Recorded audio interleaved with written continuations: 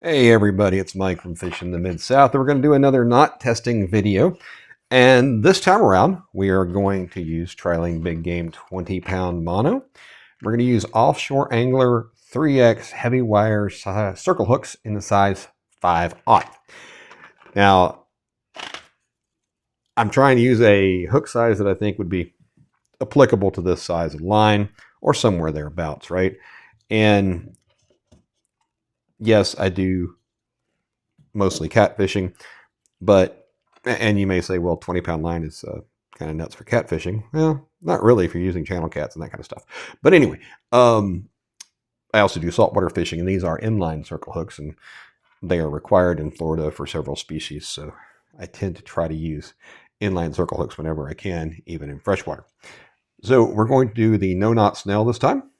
And to do that, we just run the line from the front, where the hook point is in front, around the back, and you'll notice the hooks are made of one piece of wire. Basically, it goes up, bend around, and then that's the end of it on this side.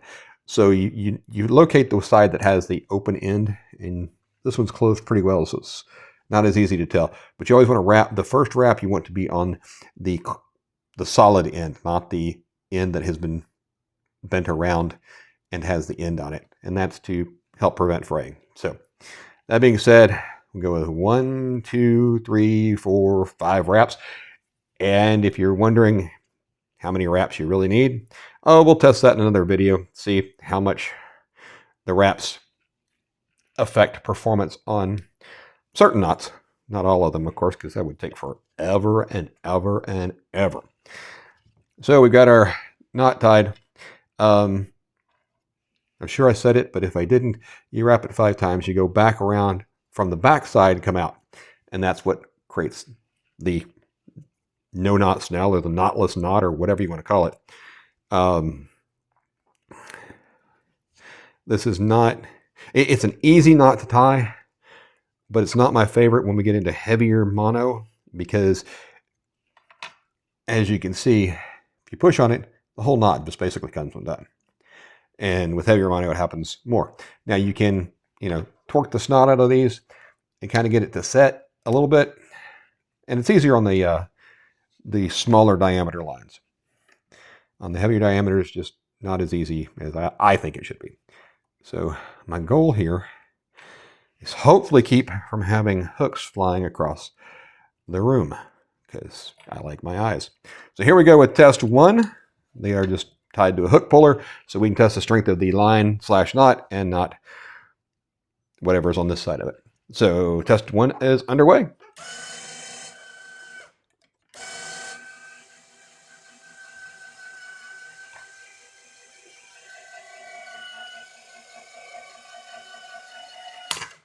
Okay, and that broke at 19.1. Let me get out my handy dandy notebook.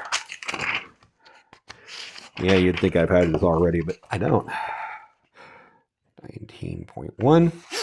And do a quick. So you can see the knot basically all came apart. And that's not surprising, because of exactly what I said about the knot. There is no knot to the knot that isn't a knot, and therefore not a knot at all. Whatever, we're not going to go into that.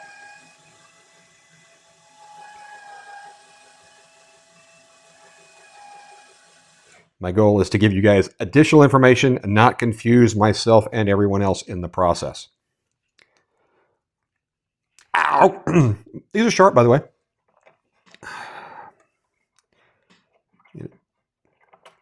Through there. Test number 2 on the puller. We are zeroed out. A little bit of blood will live through it. And test number 2 is ready.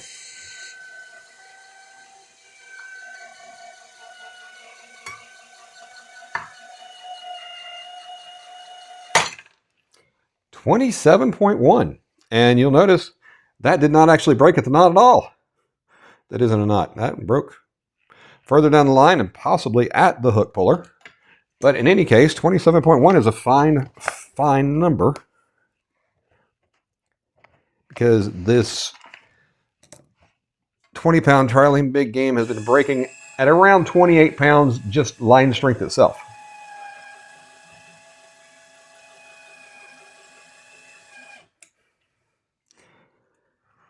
So one of the frustrations I have when I'm doing these tests is inconsistency. All these knots were tied the same. They're on the same line. Why do some hold better than others? And if it were slipping, that'd be, that's certainly one factor, but they're not slipping. They're just breaking. And test number 3 is underway.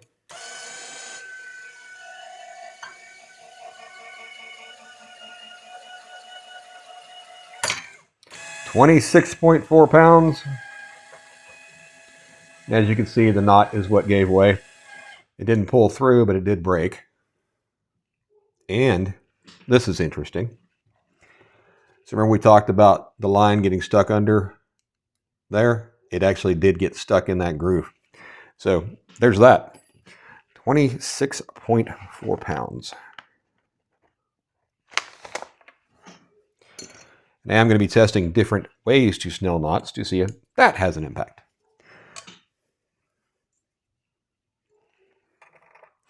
The goal out of this is to end up with the best knot for the application, whatever that may be.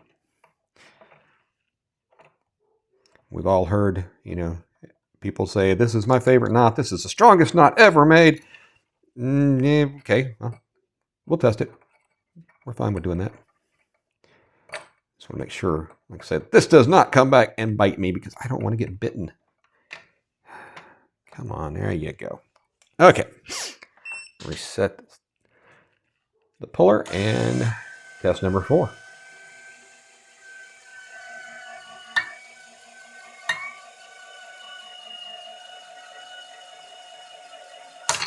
Bingo, 27.7.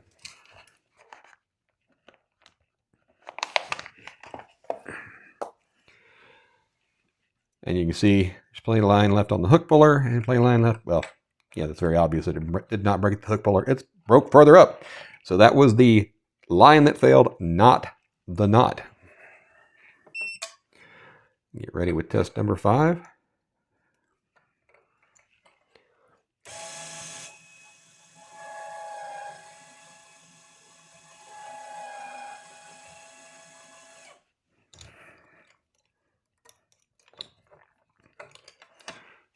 Zero it back out. Zero. Really no tension on that. And test number 5.